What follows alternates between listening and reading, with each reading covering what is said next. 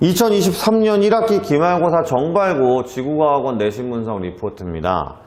정발고는 이번에 이제 상대 연령이라는 파트, 지질시대 뒷부분 파트부터 이제 악기상, 태풍과 주요 악기상, 요 파트, 날씨까지 이렇게 냈는데요.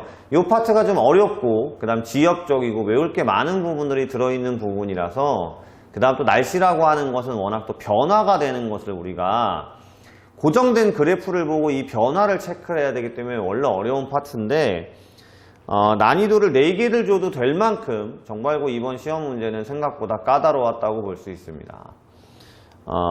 1학기 중간고사에서 총평을 보시면 아시겠지만 1학기 중간고사에서 이제 1등급이 없었던 상황이어서 객관식 25문항만 출제를 했지만 굉장히 까다롭고, 그 다음에 이 지질시대라는 파트가 고생대, 중생대, 신생대 뭐 이런 것도 있고, 뭐 캄브리아기, 오르도비스기, 실루리아기, 대봉기, 석탄기, 페름기 이런 것도 있고, 그 다음에 뭐 무슨 식물이 어디서 나타났고 어디서 사라졌고, 그 다음 대멸종부터 산소, 동위, 원소비까지 굉장히 외울 것들이 많은 파트거든요. 예전에는 이 외울 것들이 많은 파트들에 대해서 그렇게 자세하게 시험 문제를 많이 출제하는 경우는 별로 없었어요. 그런데 최근 들어서 특히 올해 같은 경우는 타 학교에도 2023년 올해 같은 경우는 타 학교에서도 이 지질시대 파트를 굉장히 자세하게 물어보는 문제들이 또 출제가 됐거든요. 아니나 다를까 지금 이제 정발고 같은 경우도 그런 문항들, 제가 대표 문항 분석에도 넣어놨지만 세부적인 특징을 묻는 문제들이 출제가 돼서 뭐 요 파트까지도 자세하고 꼼꼼하게 외워야 되는 그런 상황이 됐고요.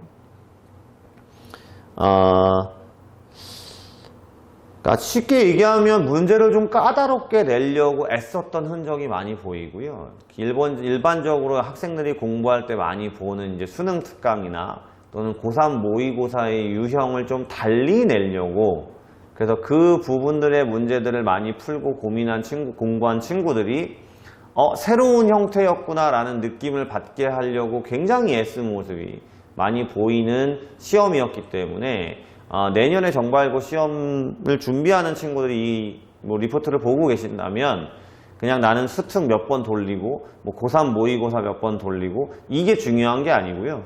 결국에는 그 그래프 안에 있는 내용을 얼마나 정확하게 알고 있느냐, 그 다음에 교과서에 있는 용어들을 얼마나 정확하게 이해하고 있느냐, 그리고 자세한 것들을 얼마나 외우고 있느냐, 이게 포인트였던 것 같고요. 대표 문항 분석을 보시면 아시겠지만 기압과 날씨 변화 같은 거에서 우리 대부분은 북반구의 문제가 많이 출제가 됐습니다.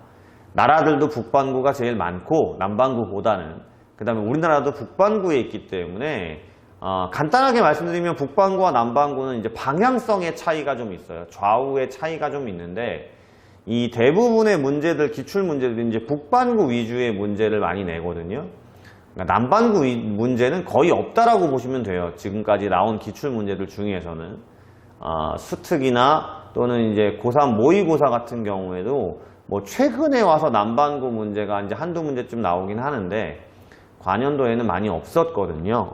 정발고는 15번, 16번 문항에서 이제 남반구를 묻는 형태의 문제를 냈기 때문에 학생들이 또 물론 수능 특강이나 이런 것들을 풀어봤다라고 하면 그걸 꼼꼼히 이해했다고 하면 그래도 익숙했을 텐데, 그러지 못한 친구들은 남반구와 북반구가 뭐가 다르지? 그림이 어떻게 다르지? 이런 것들을 또 고민하다가 시간이 많이 걸렸을 문제였습니다. 맨 마지막에 이제 19번 같은 경우나 21번 같은 경우도 그래프를 통해서 이제 내는 문제. 그래서 여러분들이 개념을 정확하게 이해를 해야 되는, 계속적으로 같은 얘기가 나오고 있는 거지만 문제를 많이 푸는 것도 물론 중요해요. 그런데 그러니까 신유형이라는 문제를 내려고 애쓴 형태였기 때문에 그 문제를 얼마나 정확하게 이해하느냐가 훨씬 더 관건이었던 시험이지 않나, 뭐 그런 생각이 듭니다.